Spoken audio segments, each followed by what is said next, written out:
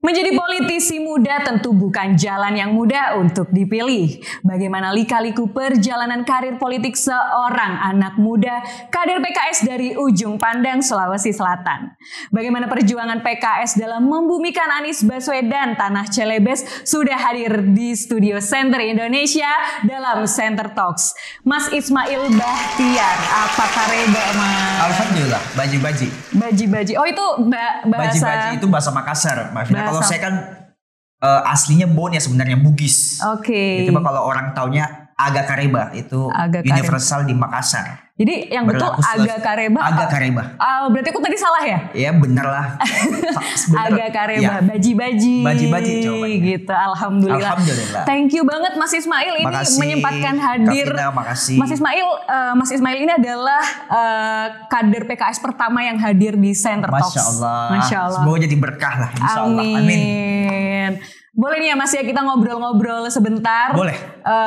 Mencerahkan teman-teman Centerian supaya bisa menginspirasi tokoh politisi muda dari PKS. Jadi Mas, di saat generasi muda banyak yang apatis terhadap politik, Mas Ismail memilih untuk terjun di politik. Apa alasannya Mas? Pertama, isu tentang apatisme anak-anak muda di politik ini kan sudah bergaung dari dulu gitu. Dan dasar kenapa mereka apatis itu bukan tanpa alasan. Jadi memang karena banyaknya hal yang mungkin dianggap tidak sesuai dengan keinginan mereka, ada hal-hal yang tidak sejalan dengan apa yang mereka harapkan, itulah yang membuat mereka jadi apatis. Makanya masuknya kami ini, saya menyebut kami karena tidak saya sendiri yang anak muda yang ada di PKS dan juga di beberapa partai yang lain ke politik, itu saya anggap sebagai ruang awal, media awal supaya memberikan jalan bahwa sebenarnya anak-anak muda ini gak boleh sedikit pun apatis. Karena kebutuhan kita ini yang bisa menjawab ya anak-anak muda ini, kita-kita semua gitu. Jadi kalau saya ingin memberikan gambaran sebenarnya apatis ini stigma aja sebenarnya. Karena setelah saya masuk ternyata saya lihat banyak kok di antara kita yang aware. Justru di Sulawesi Selatan saya lihat mereka-mereka yang dulunya hadir dari gerakan aktivisme kampus, hadir dari kegiatan-kegiatan yang sifatnya sosial, NGO. Ternyata belakangan sadar bahwa partisipasi di politik ini memang seharusnya kita ada di dalam itu, meskipun tidak semua harus masuk menjadi kader partai politik gitu. Jadi kalau Mas Ismail sendiri ini sudah di periode kedua ya? Periode kedua ya? Mau periode kedua. Sekarang ke DPR RI. Insya Allah. Sebelumnya di DPRD Provinsi. DPRD Provinsi. Jadi ini melebarkan sayap ke DPR RI gitu ya? Bahasa saya karena di dapil saya terkhusus, saya melihat bahwa anak muda dari daerah pemilihan yang saya masuk hari ini itu nyaris tidak ada. Kalau kita melihat usia undang-undang anak muda ya, semuanya di atas dari 40 tahun. Sehingga saya melihat ini ada peluang, tapi ternyata setelah saya masuk ada sejumlah anak muda yang lain. Jadi tadi yang saya ingin garis bawahi, apatisme itu tidak lagi karena ternyata partisipasi anak muda yang khususnya dari Sulawesi Selatan ternyata hari ini tinggi gitu. Dan rasanya juga di daerah lain sejalan seperti itu. Ini kabar baik untuk teman-teman yang di usia muda bahwa jangan apatis terhadap politik ya Mas ya? Bukan hanya sebatas jangan, tapi memang tidak boleh apatis. Tidak boleh apatis. Jadi kalau ini udah mau memasuki periode kedua, melebarkan sayap di DPR RI, berarti mulai terjun di politik di usia? Sebenarnya yang officially itu 2018. Ketika mendaftarkan diri sebagai bakal calon anggota legislatif tingkat provinsi. Tetapi ya saya ingin sampaikan bahwa PKS ini kan tidak hanya hadir sebagai partai politik. Ada sejumlah organisasi yang ikut dibina oleh PKS. Ya saya sampai sebelum masuk ke partai 2018 itu ikut sebagai orang yang terbina di beberapa sayap-sayap partai lah. Kira-kira begitu. PKS ini dari awal memang sudah di PKS ya Mas? Kira-kira begitu. Kenapa memilih PKS? Jadi banyak stigma ini Kavina, bahwa PKS itu kan isinya kalau dulu ya isinya orang-orang tua, jenggotan putih, rambut putih, pakai sorban atau pakai peci. Saya merasa bahwa itu hal yang keliru. Kenapa? Karena sebenarnya banyak justru kami ini yang muda-muda hanya tidak menampakkan diri di permukaan. Tetapi kalau hadir dalam kegiatan-kegiatan yang saya sebut tadi misalnya aktivisme kampus dan tanda kutip ya, itu justru isinya anak-anak muda semua yang selama ini terlibat dalam kajian, terlibat dalam kegiatan-kegiatan sosial, terlibat dalam kegiatan-kegiatan kemasyarakatan, tetapi akhirnya tidak terlihat di permukaan. Terlebih mereka semua saya selalu menyebut sebagai local heroes karena sebenarnya positioning mereka ada di daerah. Mungkin hanya karena jauh dari Jakarta sehingga tidak nampak. Tetapi jumlahnya banyak dan saya merasa bahwa pada saat itu ini saatnya kita hadir memberikan kontribusi yang nyata dilihat langsung oleh masyarakat sehingga dampaknya diketahui bahwa ini anak-anak muda yang ikut partisipatif gitu dan itu PKS gitu. Kemudian apakah dengan tadi Mas Ismail bilang PKS itu identik dengan banyak orang-orang yang udah senior gitu ya, udah sepuh gitu di sana. Stigma ya. Stigma Karena ya. realitanya tidak. Realitanya berarti PKS memberikan ruang untuk anak muda. Oh iya. Ada porsinya untuk anak muda. Ada porsinya. Oke. Saya kasih sedikit bocoran ke Sendirian dan Kak Vina bahwa kemarin baru 2 pekan yang lalu hadir Presiden PKS Ustadz Ahmad Syahiku ke Makassar.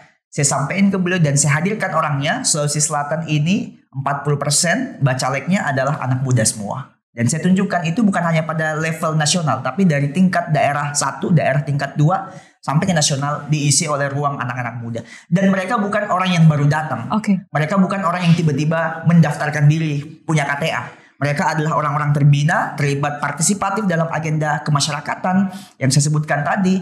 Dan terpenting bahwa mereka punya kontribusi selama ini.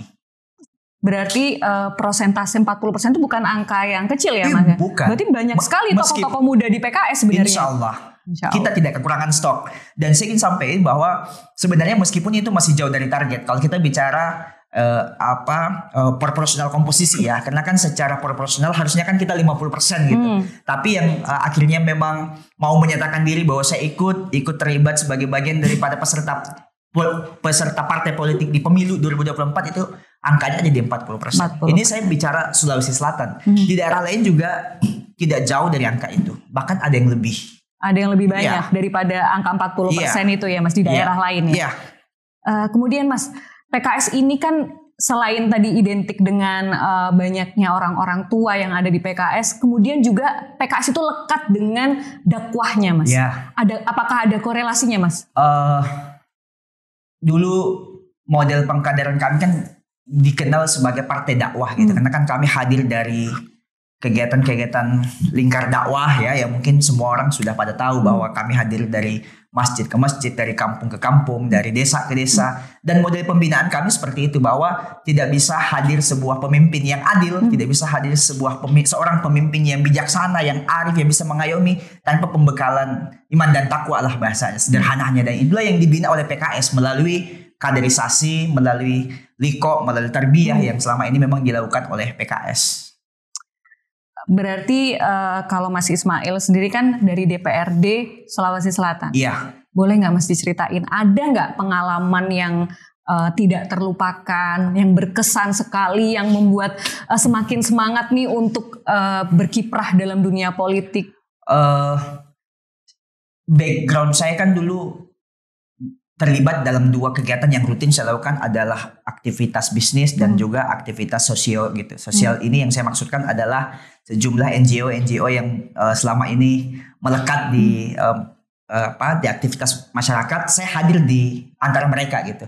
Dan selama ber-PKS ternyata, selama berpartai politik dan terlebih selama di DPR, saya merasa bahwa ruang itu jauh terbuka, lebih lebar. Artinya bahwa ketika yang dulu misalnya saya hanya bisa memberikan satu kontribusi kepada desa tertentu, hari ini dengan palu, dengan kebijakan, dengan kewenangan yang diberikan, akhirnya kita bisa membuat kewenangan yang jauh lebih luas, berdampak jauh lebih banyak ke masyarakat, dan itu yang paling signifikan. Kalau spesifik saya ingin sampaikan ke Centurions ya dan Kak Vina, bahwa ternyata dengan berpartai politik yang tadinya orang mungkin harus ke satu kampung menyeberang di sungai pakai kapal, ternyata dengan masuk ke situ kita bisa menyuarakan, boleh nggak dibangunkan jembatan yang seadanya misalnya, dan itu terlihat gitu. Dan akhirnya saya merasa bahwa kontribusi itu adalah salah satu yang paling nyata gitu. Belum saya diskusi tentang hal yang sifatnya keputusan kumulatif, keputusan lembaga, itu jauh lebih banyak lagi.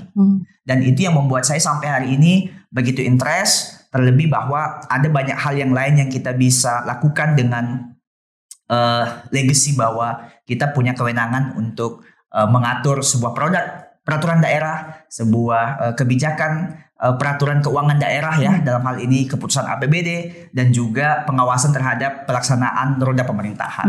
Itu kira-kira Centerians dan Kak Vina ya. Mas Ismail, saya senang sekali nih mendengar bahwa ternyata stigma masyarakat selama ini kan banyak yang tidak suka dengan DPR RI. Mas Ismail kan menyadari hal itu ya, banyak. Tapi saya hari ini tercerahkan bahwa ternyata banyak sekali anggota DPR yang masih kompeten dan benar-benar memikirkan rakyatnya gitu. Semoga kursi-kursi di DPR ini semakin banyak diduduki oleh orang-orang seperti Mas Ismail. Amin, insya Allah, amin. Kemudian Mas Ismail, konon saya mendengar kabar bahwa Mas Ismail ini maju kampanye tanpa modal. Tanpa modal bukan gitu.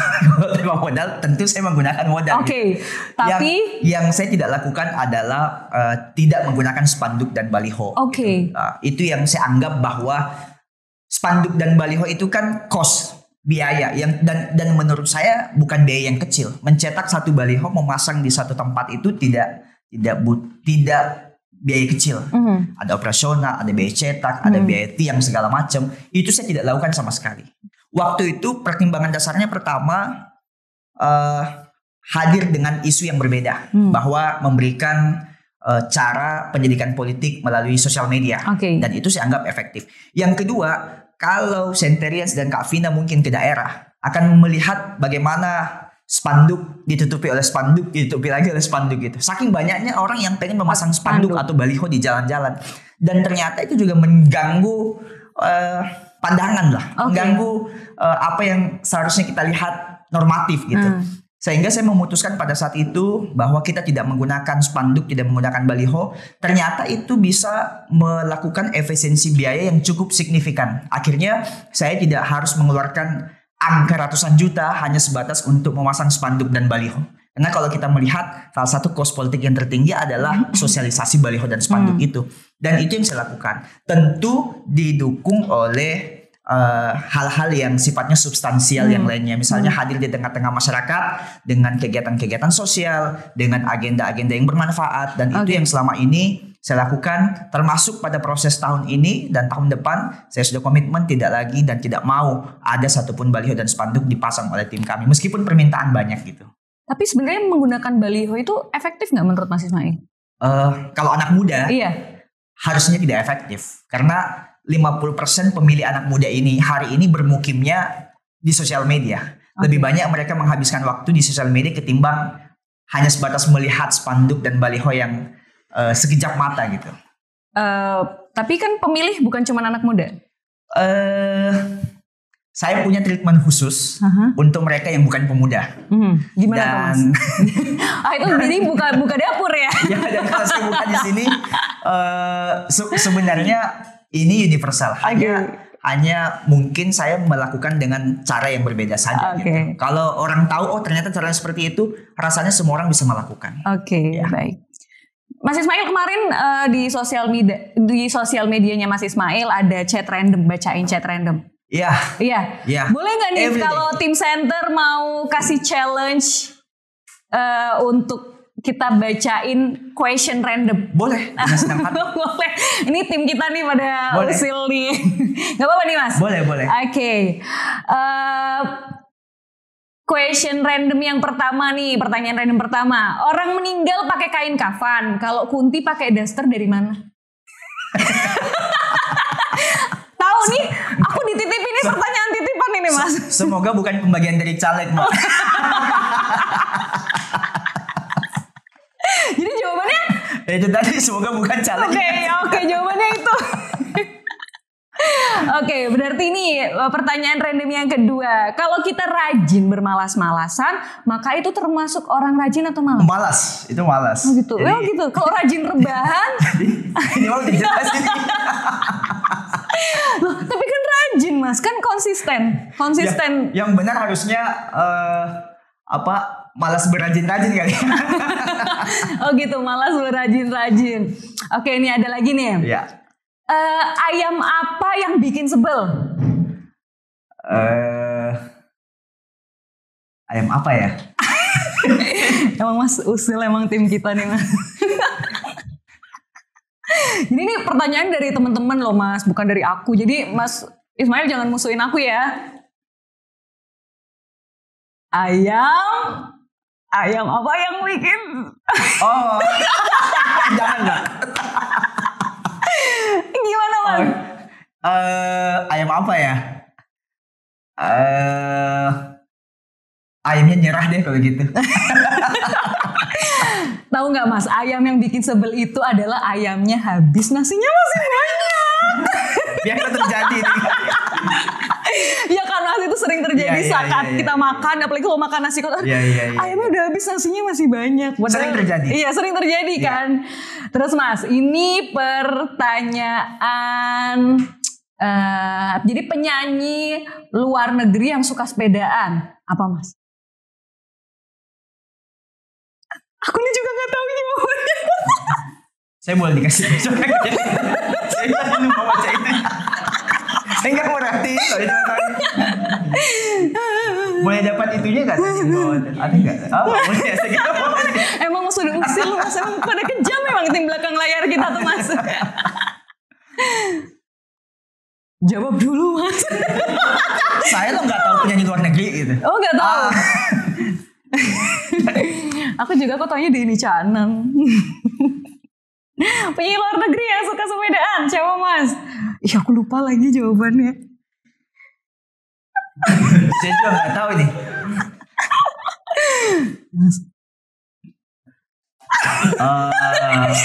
Jawabannya adalah Selena Gomez. Astagfirullahaladzim. Aduh, Mas tadi itu selingan ya. Apa namanya supaya nggak boring Sentrian menyimak obrolan kita. Tapi kayaknya nggak boring sih, tadi obrolannya seru banget. Jadi Mas, PKS ini kan mendukung Anies Baswedan. Gimana Mas antusiasmenya kalau dari masyarakat Sulawesi Selatan sendiri? Sulawesi Selatan rasanya hari ini dari seluruh warung-warung kopi, dari seluruh tempat-tempat yang selama ini sering terjadi obrolan gitu ya. Tidak ada satupun tempat yang tidak mengobrolkan terkait dengan Anies Baswedan. Wah. Jadi saya sampai hari ini sangat make sure bahwa akan menang mutlak, insya Allah. Insya Allah, amin. Akan menang mutlak. Dan ini akan jadi sejarah di Sulawesi Selatan. Gitu ya Mas. Itu sangat terlihat bagaimana ketika Pak Anies hadir, baru tiba di bandara, ada begitu banyak orang yang menunggu, antrian kendaraan ikut mengantar, dan itu disaksikan oleh semua orang gitu. Artinya kecintaan masyarakat Sulawesi Selatan terhadap Anies Baswedan ini menurut saya sudah sangat jatuh cinta. Jatuh cinta sejatuh-jatuhnya. Iya, dan itu jatuh cintanya pasti karena ada alasan. Pasti karena ada yang mendasari. Ya tentu saja apa yang beliau lakukan selama ini, kontribusi yang nyata dilihat oleh masyarakat di timur Indonesia bahwa Anies Baswedan adalah solusi terhadap bangsa kita, insya Allah. Insya Allah, amin. Kemudian Mas tadi kan berarti kan di semua obrolan di tempat kopi, dari semua elemen masyarakat di Sulawesi Selatan ramai santer selalu menjadi bahan perbincangan soal Pak Anies. Itu berarti masyarakat Sulawesi Selatan bisa disimpulkan nggak kalau udah hijrah dari Prabowo ke Anies? Saya ngambil contoh kemarin. Hadir bersamaan, gak apa-apa kita bahas di sini ya. It's okay. Di hari yang sama hadir Anies Baswedan, hadir Prabowo Subianto, hadir Ganjar Pranowo, dan ini sangat kasat mata terlihat. Ini adalah arus bawah. Ini adalah grassroots yang memang sangat ingin menghadirkan pemimpin yang memberikan perubahan terhadap bangsa kita. Artinya dari pertanyaan tadi mungkin nggak akan menggerus suara Prabowo Subianto. Saya meyakini bahwa itu akan terjadi. Itu sangat akan terjadi. Dan Sulawesi Selatan sejauh pengamatan hari ini insya Allah dan semoga itu konsisten sampai akhir bahwa masyarakat yang hadir hari ini bukan orang yang diminta untuk mendukung, mereka hadir karena kecintaan, mereka hadir karena memang membutuhkan perubahan, dan kehadiran mereka tidak pernah sama sekali diminta. Hadirnya mereka karena dari hati kalau saya lihat. Dan insya Allah apa yang dilakukan oleh PKS hari ini di Sulawesi Selatan menyambut itu dengan baik, dan kami pun ikut meyakini bahwa PKS juga akan mendapatkan dampak yang sama terhadap kemenangan Anies Baswedan di Sulawesi Selatan, insya Allah. Insya Allah, luar biasa sekali. Berarti ini sebagai pesan kepada teman-teman relawan dan semua yang berjuang bersama Pak Anies untuk tidak patah semangat karena harapan kita begitu besar ya Mas. Insya Allah. Insya Allah. Ini Mas terakhir, tips untuk Sendrian menjadi politisi muda. Pertama, politisi muda itu paling banyak kena nyinyir gitu. Saya yang aku juga gak politisi kena nyinyir terus. Komenan apalagi banjir komenannya. Apalagi soal Anies Baswedan kita bahas gitu ya. Waduh, banyak banget. Nah, saya melihat bahwa anak-anak muda yang pengen terjun ke politik, pertama memang harus memahami dulu bahwa apa yang akan mereka lakukan. Yang kedua, kehadiran mereka ini saya lihat kan beberapa di antaranya hadir dalam keadaan tiba-tiba ujuk-ujuk datang gitu. Ya, saya harus menyampaikan bahwa minimal harus membekali diri karena ternyata memberikan kontribusi melalui jalan politik ini bukan pekerjaan yang gampang. Ada hajat hidup orang banyak yang sedang kita perjuangkan dan rasanya hanya kepada mereka yang kemudian punya niat tulus, punya niat ikhlas, mau bekerja dengan optimal yang bisa memberikan harapan itu. Kalau kemudian ada nawaitu yang lain, hal-hal yang menjadi motivasi yang lain, harusnya itu tidak dilakukan dulu. Karena ternyata di politik ini ada sukanya, lebih banyak dukanya. Lebih banyak dukanya. Ya. Berarti tadi luruskan niat, kuatkan mental, dan banyak-banyak belajar. Banyak belajar. Kalau belajar seumur hidup ya Mas. Yes. Betul. Jangan pernah capek untuk belajar. Mas, thank you banget Mas Ismail. Gak kerasa nih kita ngobrolnya udah lumayan panjang ya. Dan insya Allah teman-teman Sendrian tercerahkan dengan sharing dari Mas Ismail. Bermanfaat insya Allah menjadi amal jariah. Amin. Thank you banget makasih, Mas Ismail. Semoga lancar pencalekannya, dimudahkan urusannya. Dan doakan terpilih paling penting. Amin. Kita doakan Sendrian supaya kursi-kursi DPR diisi oleh orang-orang yang kompeten. Buat Sendrian, terus nyalakan sendermu. Jangan lupa subscribe Sender Indonesia. Wassalamualaikum warahmatullahi wabarakatuh.